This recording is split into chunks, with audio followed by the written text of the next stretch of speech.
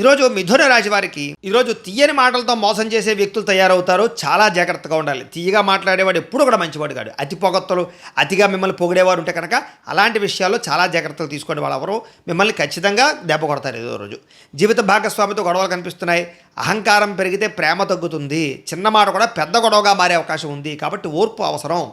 అనుకోని ప్రమాదాలు, తొందరపాటుగా నిర్లక్ష్యంగా వాహనాలు నడపడం వల్ల చిన్న చిన్న ప్రమాదాలు కనపడుతున్నాయి. జాగ్రత్తగా వాహనాలు నడపండి. కొంతమంది మిమ్మల్ని మానసికంగా వేధించడానికి ప్రయత్నం చేస్తూ ఉంటారు. ధైర్యంగా ఉండండి. కుటుంబ సభ్యులతో చిన్న చిన్న వివాదాలు కనపడుతున్నాయి. చిన్న చిన్న సమస్యలు పెద్దవిగా మారకుండా జాగ్రత్త పడాలి. ఈరోజు రుణ బాధలు చికాకు పెడుతున్నాయి కాబట్టి అప్పు భారం అయితే నిద్ర కూడా సరిగ్గా పట్టదు అనే విషయాన్ని గుర్తుంచుకోండి. ఖర్చులు నియంత్రించుకోకపోతే మానసిక ఒత్తిడి పెరిగిపోతుంది అనే విషయాన్ని కూడా గుర్తుంచుకోండి.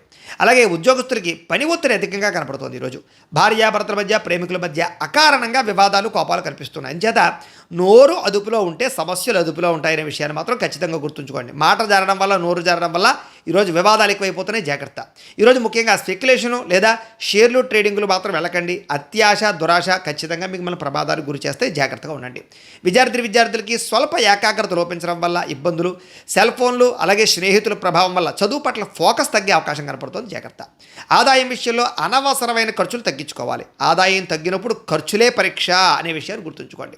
కొత్త రుణాలు తీసుకోవడం మంచిది కాదు. వ్యాపారస్తులకి క్రయ విక్రయాల్లో స్వల్ప లాభాలే కనపడుతున్నాయి. దత్తాత్రేయ స్వామి అంటే మీకు ఇష్టమైతే కనుక ఇక్కడ ఒకసారి లైక్ చేయండి. అలాగే రేపటి రాశి వల్ల కూడా మీకు రావాలన్నట్లయితే కనుక సబ్స్క్రైబ్ చేసుకోండి. అలాగే ఇక్కడ కనపడుతున్నటువంటి ఈ లింక్ మీద మీరు క్లిక్ చేసినట్లయితే మీకు ఈరోజు ఇంట్లో దత్తాత్రేయ స్వామి వారికి పూజ ఎలా చేసుకోవాలో వీడియో వస్తుంది. ఆ వీడియోని ఎదురుకుండా పెట్టుకుని మీ ఇంట్లో ఈరోజు దత్తాత్రేయ స్వామి వారికి పూజ చేసుకోవడం వల్ల ఈరోజు మీకు శుభప్రదంగా ఉంటుందని తెలియజేస్తూ లైక్ చేయడం మాత్రం మర్చిపోకండి. స్వస్తి.